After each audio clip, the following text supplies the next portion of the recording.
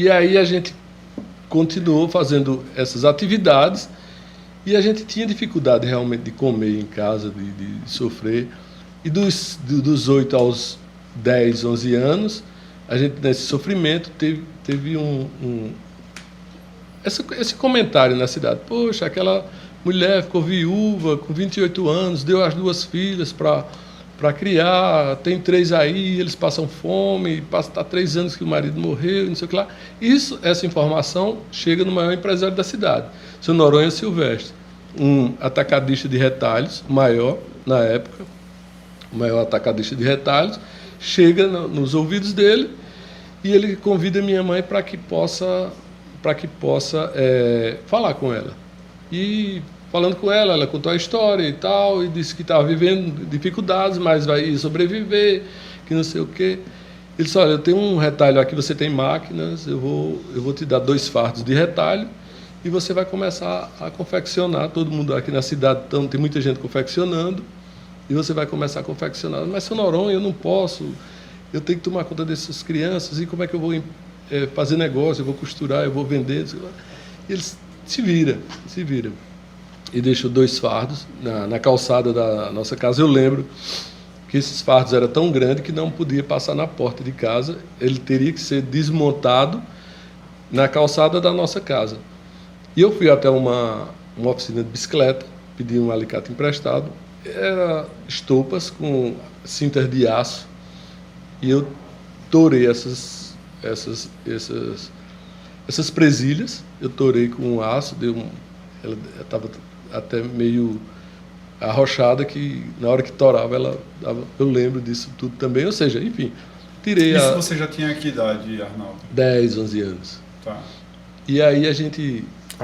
Então você foi ali dos 7 aos 11 ainda com muita dificuldade, né? Muita. E aí por mais que você fala muito, você ajudava, lógico, e você de fato era um braço para a tua mãe forte, mas a responsabilidade dela de todo dia buscar o que é que eu vou comer hoje, o que é que eu vou fazer com esses meninos, devia ser absurdo. Né? É absurdo. E interessante é que ela tinha muito medo, hoje ela tem 70 e poucos anos, mas ela tinha medo de arrumar um novo companheiro, que ela sempre falava que tinha receio de que o companheiro pudesse bater na gente, maltratar a gente e tal.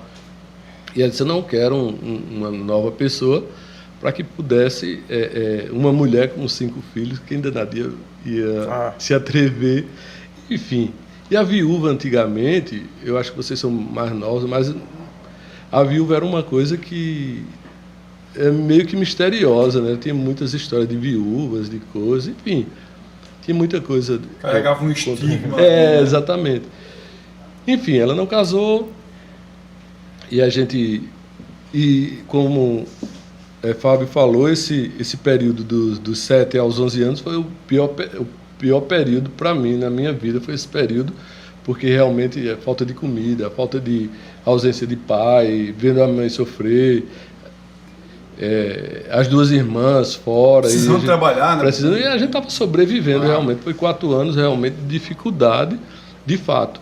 Mas assim, mesmo com essa dificuldade, a gente estava ajudando, trabalhando em casa, a gente estava estudando, tinha um período de estudar, tinha um período de estudar na escola e estudava em casa, quando chegava a fazer as tarefas de casa e tudo, e ainda trabalhar e ter que brincar também, porque você jogava futebol nas calçadas, brincava alguma coisa, era muita atividade ao mesmo tempo, ou seja, mas foi um período, eu diria que o pior período da minha vida foi esse, porque a gente teve muita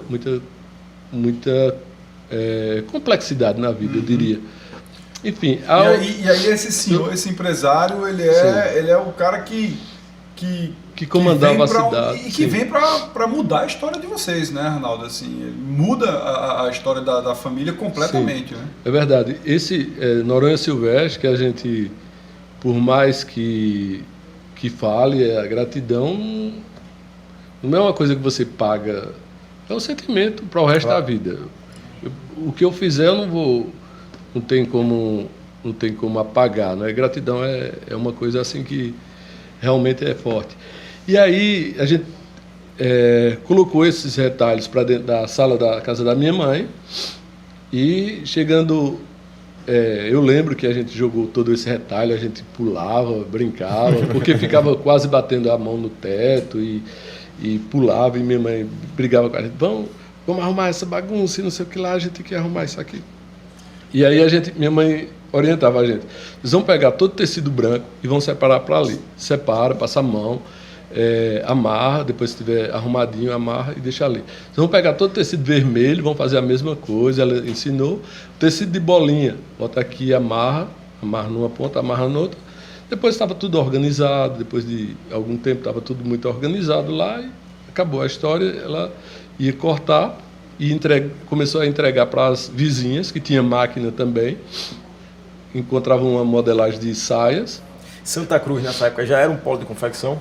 Sim, já era bem pequeno, mas assim, já era um polo, como o seu Noronha Silvestre já tinha uma grande loja, ele já fornecia retalhos para outras pessoas também. Tinha ali, eu diria que tinha 50 pessoas por aí trabalhando na cidade, trabalhando e confeccionando. E aí a gente minha mãe começava a cortar.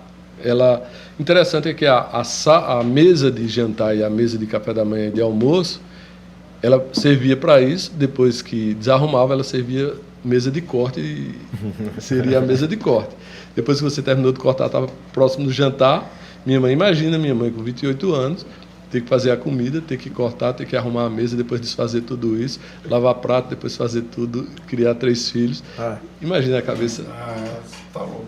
Aí você tem, o que a gente estava falando, é uma casca que a vida te dá, que não tem escola, não tem nada, não tem que dê isso, a não ser esses perrengues que você passa na vida, que você vai se saindo. Mas minha mãe tinha tudo isso e ela começava a cortar, entregava para as costureiras, as amigas delas, elas costurei sem saia. Minha mãe dizia, olha, quando eu vender aqui, eu venho te pagar. E ela arrumou, passava para as vizinhas. Quem vendia? A gente ia vender, né, na feira. A Rua Siqueira Campos, na cidade, era só 50% da rua, era feira de confecção. E vinha muita gente já comprar. E era perto da tua casa?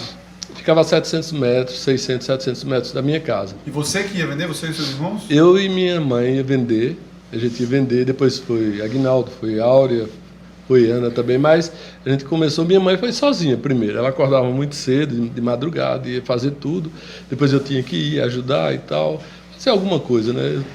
Mas assim, e ela vendia, pegava esse dinheiro, pagava a costureira, pagava todo mundo, sobrava o dinheiro, sobrava o que a gente pudesse comer, foi pagando aos poucos a Seu Noronha, ou seja, com o tempo ela pagou a Seu Noronha, começou a empregar as vizinhas, ver a guinada que a vida deu, né? Porque ela começou já Mas eu estou falando, o Seu Noronha foi o responsável por mudar a vida da família de vocês completamente. Sem dúvida. Completamente. Sem dúvida, né? Uma família que estava passando fome, Sim. não era nem necessário, passando fome, sim. Passa a ser uma família empreendedora, né? Bota dinheiro dentro de casa, resolve o problema da fome, da comida, Sim. ainda começa a empregar outras pessoas. É muito legal Sem isso. dúvida. Quando você fala, Fábio, não foi só de uma família, foi de uma cidade, foi de uma região, porque ele foi um dos protagonistas dessa história, Seu Noronha Silvestre, tem Zezé Diniz, tem, enfim, outros e outros que... Brás de Lira, são pessoas ilustres na cidade que foram empreendedores assim de mão cheia, que fizeram a cidade crescer, que deram a sua contribuição para que a cidade pudesse ser o que ela é hoje. Arnaldo Xavier. Essa história é mais na frente.